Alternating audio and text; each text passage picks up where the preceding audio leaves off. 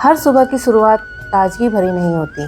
बहुत बार ऐसा होता है जब हम बीती रात बोझिल मन के साथ सोते हैं तो बहुत से प्रश्नों के साथ ही भारी मन से उठते भी हैं। अब ये हम पे डिपेंड करता है कि हम दिन की शुरुआत हंसकर करें या रोकर करें।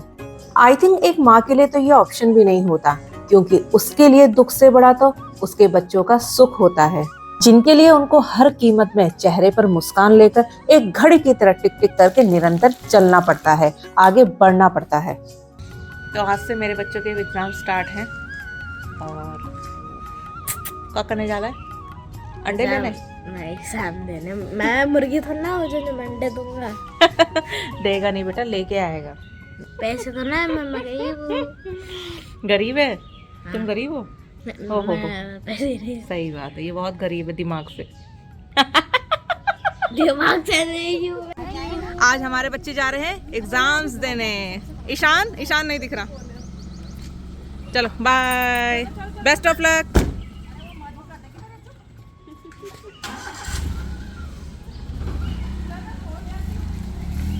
बच्चों को स्कूल भेजने के बाद जब एकांत में समय बिताती है तब शुरू होता है उसका आत्मविश्लेषण। तब टटोलती है अपने मन को, करती है खुद से कई सवाल। कई बार तो उसके जवाब दे देता है सिर्फ उसका ही आंतरिक ज्ञान।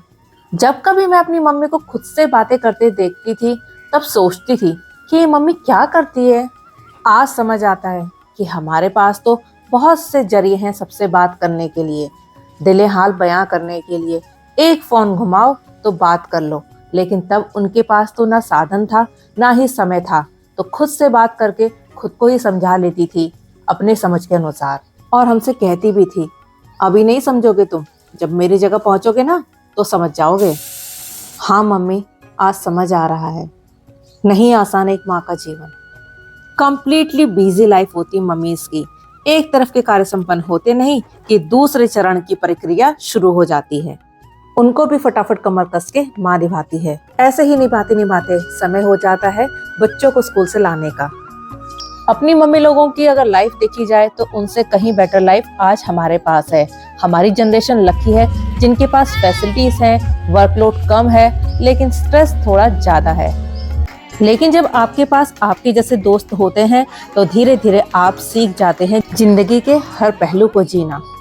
दशक कोई भी चल रहा हो, ये बात तो तय है, माँ का जीवन कभी भी आसान नहीं होता। गिरते संभलते अपने उम्र के इस दौर को बखूबी एंजॉय करना जानती है आज की माँ। लेकिन माँ ही तो है जो हर नामुमकिन चीज को मुमकिन बना देती है, हर कठिन चीज को सरल बना देती है। अच्छा बताओ सपना, ये केक किसने बनाया है? अरे यार, हमारे यार कभी फ्रेंड कभी एनिवर्सरी कुछ ना कुछ करके महीने में 10-15 केक हो ही जाता है। तो इससे हमने अपने एक फ्रेंड को ही बोला, सिखवा दिया है कि भाई सिखवा दिया है कि बहुत तेज हो रहा है, बहुत तेज हो रहा है अपना कि घर की चीज घर में रह जाए। 50 रुपए की जरूरत हो तो भी तैयार हो जाता है, 200 की जरूरत हो तब भी तैयार हो जाता है। जितना हमारा बजट होता है उससे बजट फ्रेंडली केक है। बस ऐसे ही हंसते खेलते हम सारी सखियां अपने मातृत्व जीवन का भी आनंद उठा रही हैं। ये लो, तुम्हारे टेस्ट बड काम नहीं कर रहे तो तुमको क्यों लगेगा मीठा? चलो हाथ लगा।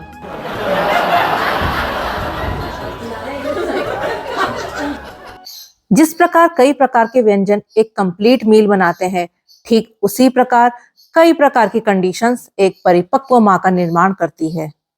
जन्म से ही हर औरत के अंदर एक माँ छुपी होती है, लेकिन समय के साथ साथ निखर कर वो सबके सामने आती है। मीनू कैसा हो रहा है? बहुत बढ़िया। सपना दो भाई, रिव्यू दो, कैसा बना? बहुत ही टेस्टी, सब कुछ ऑसम।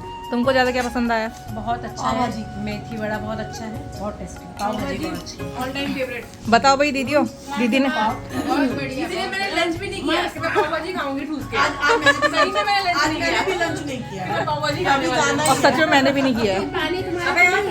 नहीं। कैसा लग रहा है दीदी?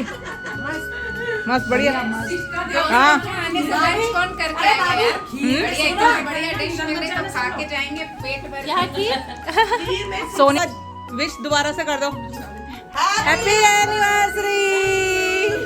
तो भाई ये है मेरी अतरंगी मेरी जैसी सखियां। सुबह की शुरुआत भले जैसी भी रही हो, लेकिन शाम होते होते इन्होंने मेरा दिन बना दिया। तो चलिए अब मिलूंगी मैं आपसे नेक्स्ट व्लॉग में नई कहानी के संग, नए दिले जुबानी के संग, नए अनुभव के संग। तब तक के लिए टाटा बाय बाय।